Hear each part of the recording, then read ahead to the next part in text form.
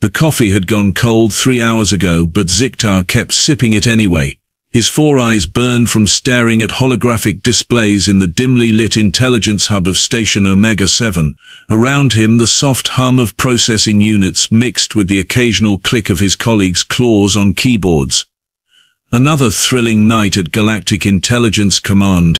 Another exciting evening in paradise, he muttered, his tentacles absently reaching for another data pad. The bioluminescent patches on his forehead pulsed a dull orange, indicating his exhaustion. 12 standard hours into his shift, and Commander Brix still hadn't approved his vacation request. Typical. The assignment queue pinged, and Ziktar's primary eye twitched with irritation. Outstanding. More work. He pulled up the file with a dramatic sigh that would have made his theater-loving sister proud. The header made him pause mid-sip of his terrible coffee. Priority classification. Mercenary evaluation subject. Human combat operatives deadline. Humans. Ziktar snorted, his secondary mouth curling into what passed for a smirk among his species. This should be entertaining. Everyone knew humans were the galaxy's newest members, barely 2 centuries into space travel. Cute little bipeds, with their primitive weapons and adorable attempts at warfare. He scrolled through the preliminary data, his amusement growing with each entry. The files contained standard mercenary profiles, complete with combat records, psychological evaluations, and kill counts.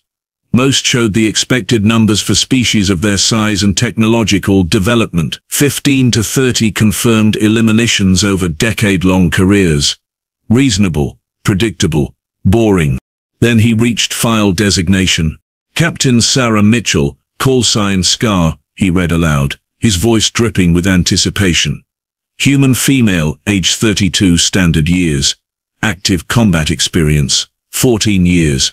He paused, expecting the usual modest numbers. His coffee cup froze halfway to his mouth as his eyes focused on the kill count. 847 confirmed eliminations. Ziktar stared at the number for a full 10 seconds, waiting for his translation software to correct what was obviously an error. It didn't. He blinked all 4 eyes in sequence, a nervous habit from his youth. The number remained stubbornly unchanged. Computer, verify data integrity on file, HM2847, he commanded, his voice slightly higher than usual. Data integrity confirmed. All figures verified through multiple independent sources. Ziktar leaned back in his ergonomic chair, designed for his species' unique spine structure. 847. He rolled the number around in his mind like a fine wine, savoring its absurdity. In 14 years, that's 60 eliminations per year, more than 1 per week. His laugh started as a low rumble and built into a full-blown cackle that drew annoyed looks from his colleagues. Oh, this is rich, absolutely rich. He wiped moisture from his primary eyes, still chuckling. The humans think they can impress us with inflated numbers. How wonderfully naive. The psychological profile made his amusement complete. Subject demonstrates typical human overconfidence and tendency toward exaggeration. Recommends standard skeptical evaluation protocols. Even their own psychologists knew humans were prone to tall tales. Ziktar had spent 15 years evaluating combat operatives from across the galaxy. He'd seen Krek's berserkers with legitimate kill counts in the hundreds. He'd reviewed files on apex predators whose very presence could clear battlefields. He'd studied the legendary campaigns of species that had been perfecting warfare for millennia. But humans, soft little mammals who'd barely crawled out of their planetary cradle? Please, computer, schedule interview with subject HM2847 for tomorrow morning, he commanded, already composing his report in his mind. This would be the easiest debunking of his career.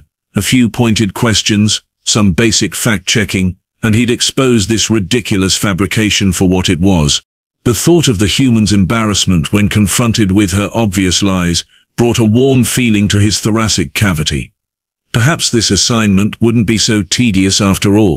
His coffee had gone completely cold, but Ziktar was too busy anticipating tomorrow's entertainment to care.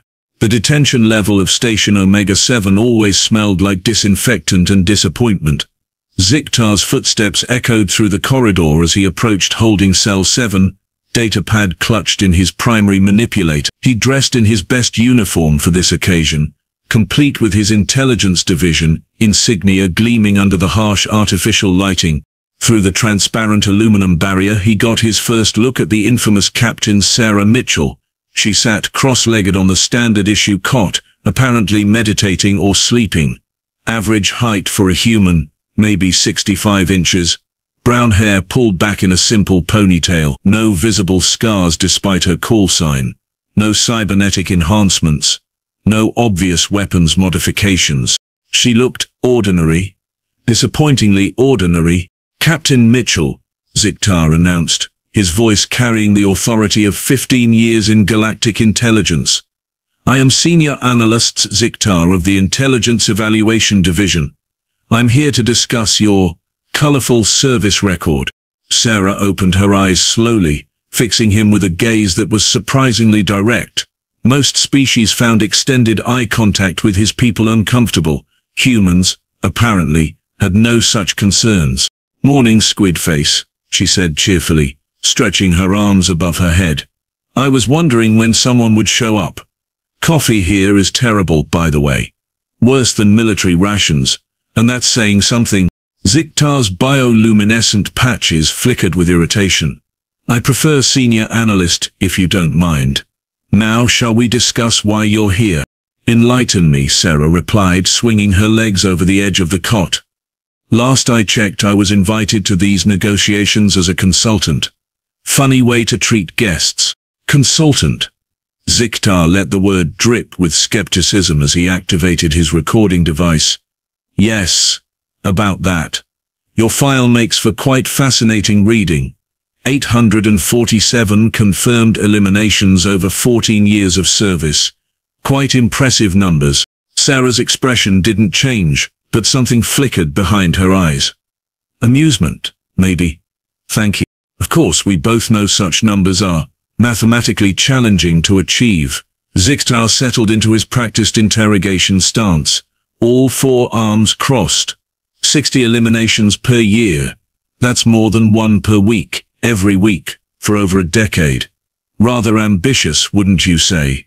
"Ambitious," Sarah nodded thoughtfully. "That's one way to put it. Another way would be to call it impossible." Ziktar leaned forward, his voice taking on a patronizing tone he'd perfected over years of exposing fraudulent claims. "You see, Captain, we've evaluated combat operatives from every known species in the galaxy. The highest confirmed kill count belongs to a Krex, berserker, who served for 37 years. His total was 612 eliminations." Sarah's eyebrows rose slightly. "Impressive. Good for him. The Krex are natural predators, Captain. 2.5 meters tall, natural armor plating, reflexes 3 times faster than human standard. They've been perfecting warfare for over 2,000 years. Ziktar's voice grew more condescending with each word. "And you expect us to believe that you, a soft little mammal from a backwater planet, somehow exceeded their greatest warrior by 235 eliminations?" "I don't expect you to believe anything," Sarah replied, her tone remaining maddeningly calm. "Belief is optional. Facts are not." Ziktar's laugh was sharp and harsh. "Facts? Yes. Let's discuss facts. Shall we start with the Battle of Nexus Prime, where you allegedly single-handedly destroyed an entire Vorth battalion, or perhaps the Kepler Station incident, where you supposedly eliminated 47 hostiles in under 6 minutes? Which one would you prefer?" Sarah asked, tilting her head with what looked suspiciously like genuine curiosity. "I'd prefer the truth, Captain. Humans may be new to the galactic stage, but we're not idiots. Your species has a well-documented tendency toward exaggeration and mythologizing.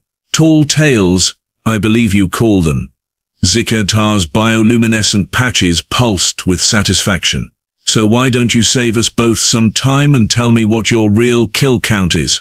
20, 30, I might even believe 50 if you give me a compelling story." Sarah was quiet for a long moment, studying him with those unnervingly direct eyes. Then she smiled, not the embarrassed, caught-in-a-lie smile Ziktar had expected. This was something else entirely. something that made his thoracic cavity feel suddenly cold. "You know what your problem is, Analyst?" Sarah asked, reaching into her jumpsuit pocket. "Please, enlighten me. You think you understand humans." She pulled out a small data storage device, no bigger than her thumb. "You've read our psychological profiles, studied our history, analyzed our behavioral patterns. You think you've got us all figured out." Ziktar stared at the thumb drive. "What is that?" "Evidence," Sarah said simply, holding the device up so it caught the harsh cell lighting. "Video logs, sensor readings, after-action reports, witness statements, medical records. Everything properly verified and cross-referenced." She tossed the drive through the meal slot in the barrier, where it landed at Ziktar's feet with a soft click. "Congratulations, Analyst. You wanted facts." Sarah settled back onto her cot, that unsettling smile never leaving her face. "Start with folder 1. Ziktar picked up the thumb drive with the same enthusiasm he might show for handling biological waste. The small device felt surprisingly heavy in his manipulator, though that was probably just his imagination. Or maybe humans built their storage devices from lead. Wouldn't surprise him. "This should be entertaining," he muttered, connecting the drive to his portable analysis unit. The device chirped happily as it began processing the contents. "Let's see what kind of amateur hour fabrication we're dealing with here." The directory loaded, revealing a neat grid of folders numbered 1 through 23. Each folder contained hundreds of files, video logs, sensor data, official reports, medical records. Either this human had an incredibly detailed imagination, or she'd hired some very expensive forgers. "Folder 1 it is," Ziktar said, selecting the directory with a theatrical flourish. "Let's start this comedy show." The first file opened with a standard military timestamp, Galactic Standard Date 2387. Location, Vega System, Asteroid Belt Mining Station, Alpha 7. The header displayed in clean official formatting that looked legitimate down to the encryption signatures. Impressive attention to detail, he had to admit. The video began with external security footage of a massive Krex battlecruiser drifting toward the mining station. Ziktar recognized the ship class immediately, a Devastator-class heavy assault vessel, 1,500 meters of armored depth, bristling with plasma cannons and torpedo tubes. The kind of ship that could reduce a planet's surface to molten slag. "Nice touch," Ziktar commented to Sarah through the cell barrier. "Starting with something appropriately dramatic. Though I have to question your choice to use a Krex vessel. Everyone knows their ships are practically indestructible." "Keep watching," Sarah replied, her voice carrying that same maddening calm. The timestamp advanced. The battlecruiser was moving into attack position when a small transport pod detached from the mining station. Ziktar squinted at the pod's specifications. Standard civilian transport, barely 30 meters long. No weapons, no shields, no armor to speak of. "Oh, come on," Ziktar laughed. "You're going to tell me that little tin can somehow defeated a Devastator-class cruiser? What did you do? Ask them very nicely to go away." On screen, the transport pod accelerated directly toward the massive warship. Ziktar shook his head in amusement.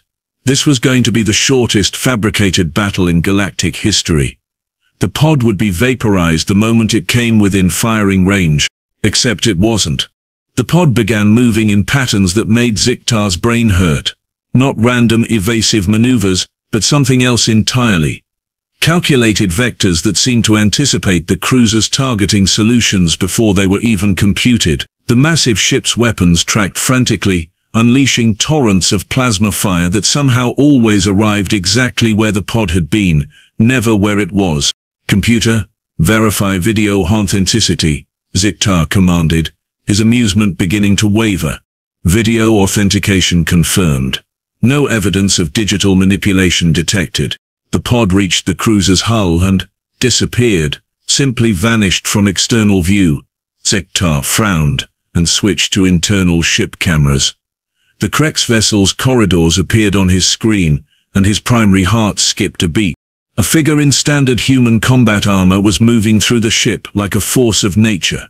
Not running, not fighting desperately for survival, moving with the kind of cold, efficient purpose that Ziktar had only seen in his species' most elite hunters.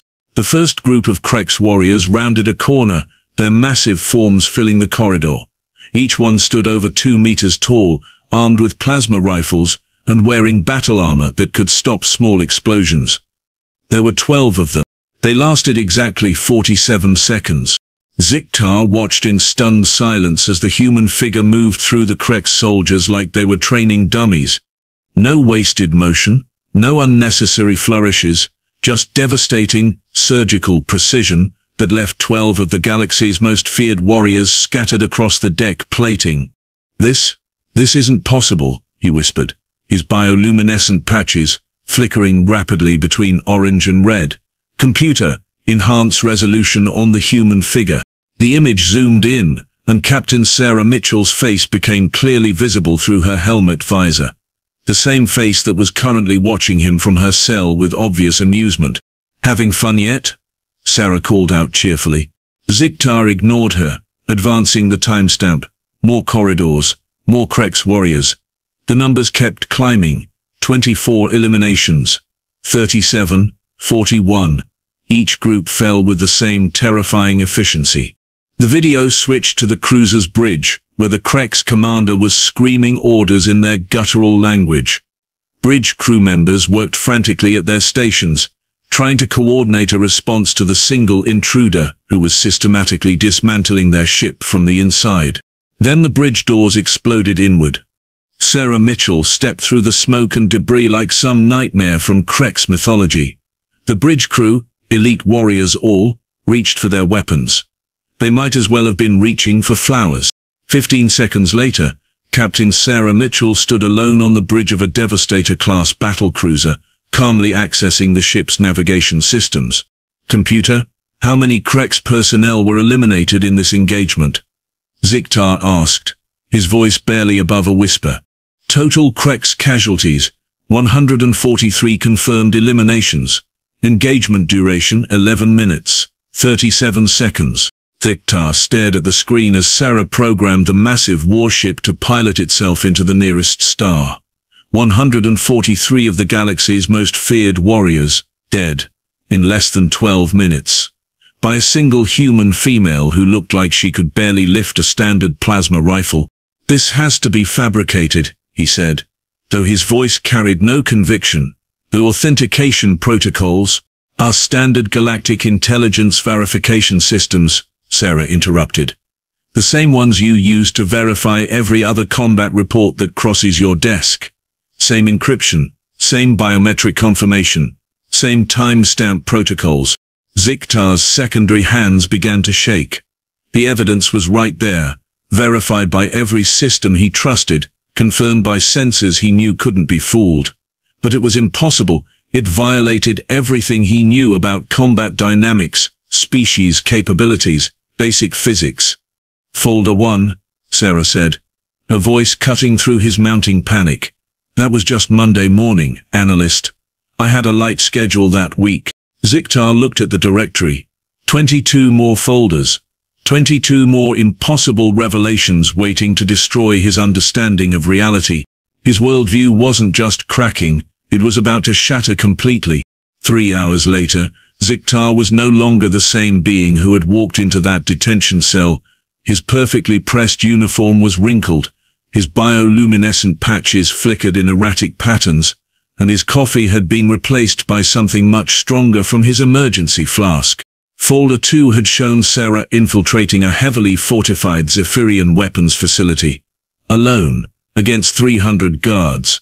The security footage timestamp showed the entire operation took 43 minutes. When she left, the facility was a smoking crater, and she was carrying enough stolen antimatter to level a small moon. Folder 3 documented her single-handedly stopping a slave trafficking ring that had operated successfully for over 2 centuries. 17 different criminal organizations. 462 eliminations across 12 star systems. Duration, 1 weekend.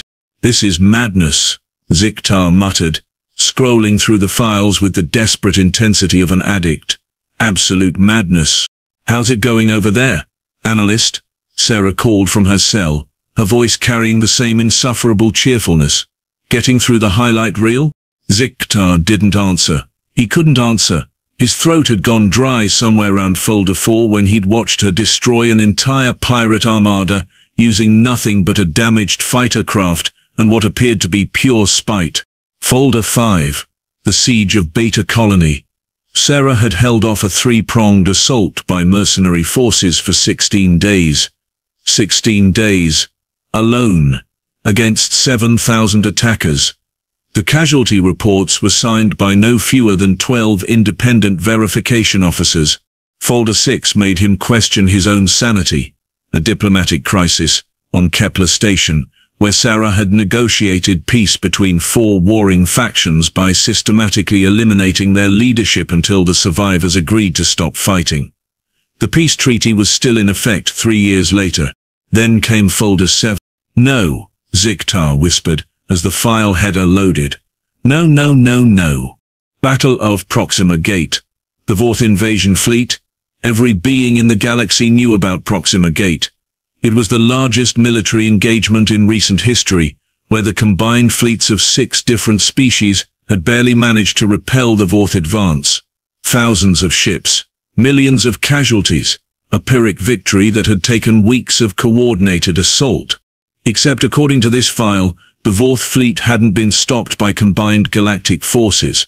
It had been stopped by one human, in one day. Computer, load folder 7, primary engagement file, Ziktar commanded, his voice barely a whisper. The holographic display showed the Vorth invasion fleet in all its terrifying glory. 200 capital ships, each one a kilometer of armored death. Escort vessels numbering in the thousands. The kind of force that could sterilize entire sectors. Then a single fighter craft appeared on the tactical display. Human design. Standard atmospheric fighter, barely suitable for orbital combat, completely inadequate for fleet engagement. What followed violated every principle of military strategy Ziktar had ever learned. The fighter didn't engage the fleet. It danced around it, weaving between capital ships, using their own weapons against each other, turning the massive fleet into a chaotic free-for-all. Ships that had conquered dozens of worlds began firing on their own escorts. Command structures collapsed as communication arrays were surgically destroyed. In 6 hours, the most feared invasion force in the galaxy had been reduced to scattered debris and fleeing survivors. Total Vorth casualties, approximately 400,000. Human casualties, 0. This is impossible, Ziktar said to his empty office, his voice echoing off the walls.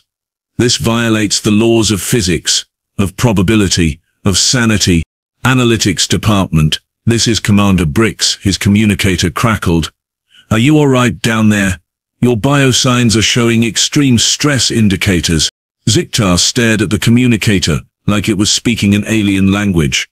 Commander, I'm fine, just reviewing some files. It's been 14 hours, Analyst. When was the last time you took a break? 14 hours? Ziktar looked around his office in confusion. When had the lighting changed to night cycle? When had his colleagues left? When had his emergency flask become empty? I need to finish this evaluation, he said mechanically. Just a few more folders. Folder 8. Sarah ending a century-long civil war by eliminating both sides' leadership in a single night. Folder 9.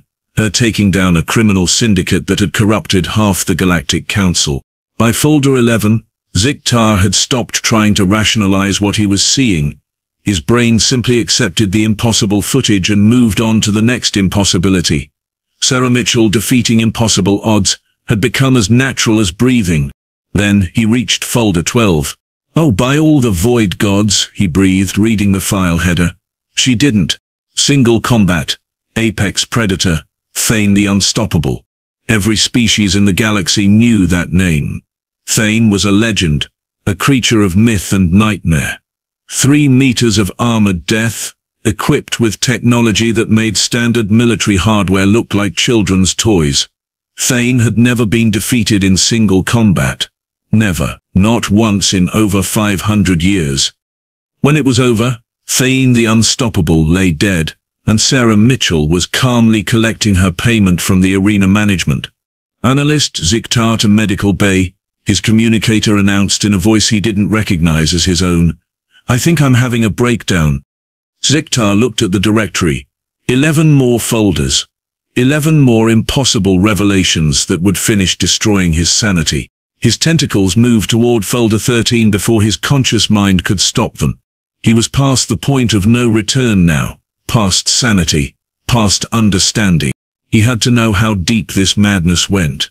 Ziktar's manipulator hovered over folder 13 for what felt like an eternity. His bioluminescent patches had given up trying to maintain any coherent pattern and were now just strobing randomly like a broken distress beacon. The emergency medical team had been called twice, but he'd convinced them he was just suffering from mild stress fatigue. Mild stress fatigue. Right. You know, Sarah's voice cut through his mental fog like a plasma cutter through tissue paper. You don't have to keep going. I think you've gotten the general idea by now. Ziktar slowly turned to face the detention cell, his movements mechanical and jerky. The general idea, he repeated numbly. The general idea is that my entire understanding of reality is fundamentally flawed. Well, when you put it like that, it sounds dramatic. Sarah swung her legs over the edge of her cot and fixed him with those unsettling direct eyes. But you're not wrong, Analyst. Your understanding of humans is about as accurate as a nearsighted Vorthak trying to thread a needle. These files, Ziktar gestured weakly at his display, they're not possible. What you've done, what you've accomplished, it violates every principle of combat dynamics, species, capability assessment, basic tactical theory. Does it? Sarah interrupted, her tone taking on something that might have been sympathy. Or does it violate your assumptions about what humans are capable of? Ziktar stared at her for a long moment. Explain. Sarah stood up and began pacing the small confines of her cell, her movements precise and controlled even in the limited space. You analyzed me like I was any other species, didn't you? Plugged my physical specifications into your standard combat effectiveness algorithms, compared my kill count to Krex berserkers and apex predators. Of course. Standard evaluation protocol requires. Standard protocol assumes that all species fight for the same reasons. Sarah cut him off. Territory, resources, survival, dominance. The usual biological imperatives. She stopped pacing and looked directly at him. Humans don't fight like that. Analyst. Then how do you fight? Sarah's smile was sharp enough to cut through battle armor. We fight to send messages. Ziktar felt something cold crawl up his spine. Messages.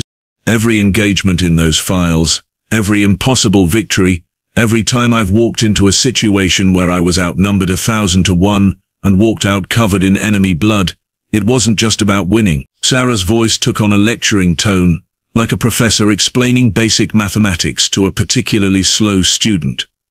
It was about making sure that every survivor, every witness, every intelligence analyst who reviewed the footage would understand something very important, which is that humans are not to be underestimated. Ever. Sarah resumed her pacing. You see, your species, all the established galactic powers, you fight efficiently. You calculate acceptable losses, weigh cost versus benefit, negotiate when the odds are unfavorable. Very sensible, very rational. Ziktar nodded slowly. Standard military doctrine across all civilized species. Exactly. And that's what makes humans so terrifying. Sarah's eyes gleamed with something that made Ziktar's thoracic cavity feel like it was filled with ice water. We don't fight rationally, Analyst. We fight to win, regardless of cost. We fight to make sure that anyone who even thinks about threatening us knows exactly what the consequences will be. But the casualties, the impossible odds, were the point, Sarah said firmly. Every time some pirate gang, criminal syndicate or invasion force decided to test human resolve, I made sure the lesson was memorable. Not just a defeat, but a complete annihilation that would be talked about in whispers for generations. Ziktar's mind reeled as the implications hit him. Your kill count. It wasn't bragging. It was a warning, Sarah confirmed. A very public, very documented warning, that humans are not soft little mammals who can be pushed around. We're apex predators who happen to walk upright and use tools. The Council, Ziktar whispered, his voice barely audible. We've been treating humans as junior partners. New species to be managed and guided. Yes, you have. Sarah's tone carried no anger, just statement of fact, and that might have been a catastrophic miscalculation. Ziktar thought about the files he'd reviewed, the impossible victories, the casual dismissal of overwhelming odds, the cold, efficient precision with which Sarah had dismantled forces that should have been able to crush her without effort. How many others? He asked quietly. Others? How many other humans can do what you do? Sarah was quiet for a long moment, and when she spoke, her voice carried something that might have been pity. Analyst, I need you to understand something very important. In human military rankings, I'm considered competent, not exceptional, not legendary, competent. Ziktar felt his secondary heart stop beating entirely. There are approximately 50,000 active human operatives with higher kill counts than mine. Sarah continued conversationally. About 12,000 with significantly higher counts, and then there are the ones whose files are classified so far above your clearance level that knowing their names would require memory modification afterward. How many? Ziktar's voice cracked like an adolescent's. Sarah's smile was gentle, almost maternal. Enough, Analyst. More than enough. The thumb drive suddenly felt like it weighed 1,000 kilograms in Ziktar's manipulator. 23 folders of impossible achievements. And she was average. The galaxy had no idea what they were dealing with. Ziktar's frantic call to the Council emergency session lasted exactly 4 minutes and 37 seconds before they cut his transmission. Words like mental breakdown, stress-induced paranoia, and immediate psychological evaluation featured prominently in their response. He tried Commander Bricks next, then the Intelligence Division Chief, then anyone who would listen to his increasingly desperate warnings about humanity's true capabilities. The result was always the same, polite concern for his mental health and suggestions that he take extended medical leave. 3 hours later, official word came down through channels. Captain Sarah Mitchell was being released as part of ongoing diplomatic negotiations between the Galactic Council and the Human Colonial Authority. Standard prisoner exchange protocols. Nothing unusual. Ziktar watched through his office viewport as Sarah walked calmly toward the shuttle bay, her movements showing no trace of stress or concern. She looked exactly like what she was, an average human enjoying a pleasant stroll. The thought made his bioluminescent patches flicker with residual terror. As Sarah's transport prepared for departure, Ziktar noticed something small and rectangular sitting on his desk. The thumb drive. She'd left it behind. His manipulator trembled as he connected it to his analysis unit one final time. The directory loaded, showing the same 23 folders, except now there was something different about folder 23. A new label had been added. Earth Defense Plans. Eyes Only. Galactic Council Contingency Protocols. Ziktar's primary heart stopped beating as he opened the file. Page after page of strategic analysis, tactical assessments and operational readiness reports. Fleet positions, supply lines, command structures. Detailed plans for responding to potential galactic threats. Not plans for Earth's defense against the galaxy.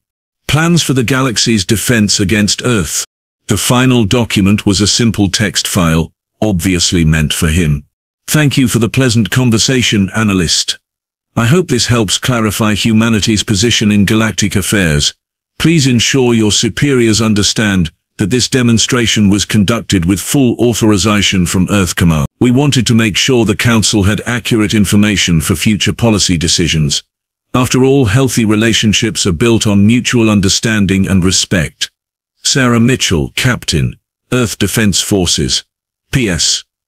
I really wasn't kidding about the coffee. Ziktar stared at the message until his vision blurred. This hadn't been an interrogation. It hadn't been a prisoner evaluation or diplomatic incident. It had been a demonstration. A carefully orchestrated presentation designed to show the Galactic Council exactly what they were dealing with. Every impossible file, every devastating revelation, Every moment of his growing horror had been planned from the beginning. Humanity hadn't stumbled into galactic politics as naive newcomers. They'd walked in as apex predators, letting everyone know the rules had changed. Outside his viewport, Sarah's transport disappeared into hyperspace, carrying its passenger back to Earth with a message delivered and understood. The galaxy would never be the same.